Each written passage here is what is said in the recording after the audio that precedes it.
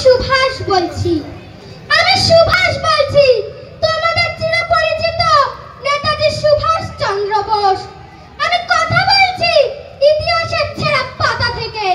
আমি কথা বলছি ভারতবর্ষের বিপ্লবী মানুষের চেতনা থেকে।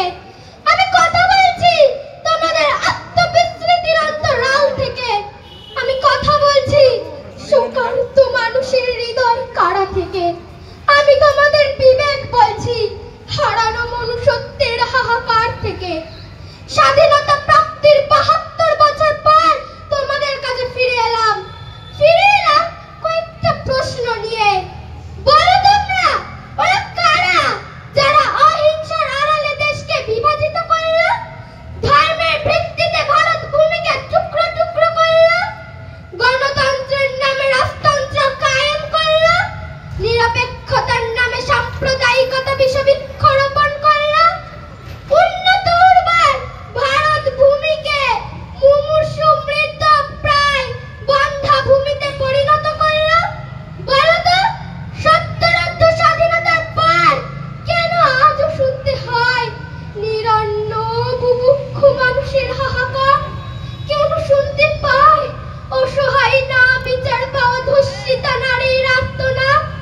কেন আজও স্বাধীন দেশের সমস্ত শিশু শিক্ষার আলোয় আলোকিত হয়নি?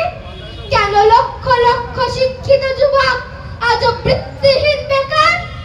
আমি একদিন তোমাদের বলেছিলাম, give me blood I shall give you freedom. রক্ত দাও, স্বাধীনতা দাও। কিন্তু আজ কোন ভারতবর্ষকে দেখছি যেখানে চারিপাশে হিংসার প্রতিবেশ আর মৌলবাদের দানবীয় আস্ফালন? এই কোন ভারতবর্ষ? এই কি বিবেকানন্দের ভারত, বিদ্যাসাগরের ভারত? এই কি বঙ্কিমচন্দ্রের ভারত, রবীন্দ্রনাথের স্বাদের ভারতবর্ষ? এই কোন অজানা ভারত? এই জন্যই কি বিপ্লবীরা করেছিল প্রাণদান? এই জন্যই কি তারা গিয়েছিল দ্বীপান্তরের দেশান্তরে? এই জন্যই কি তারা মায়ের জন্য বলিপ্রদত্ত হয়েছিল? হে ভারতবাসী, গর্জে ওঠো তোমরা! ভেঙে ফেলো সব অচলায়তন, ভেঙে ফেলো সব বাধা ব্যবধান বিভাজন।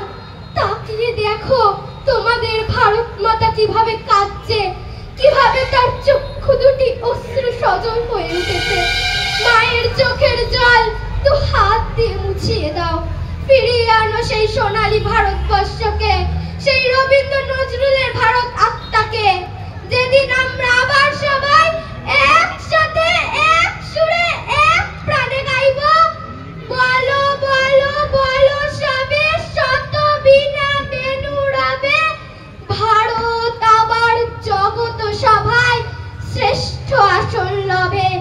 আমি সুভাষ বলছি, তোমাদের স্বাধীনতার দূত নেতাজি সুভাষ চন্দ্র বোস। নমস্কার। অসাধারণ।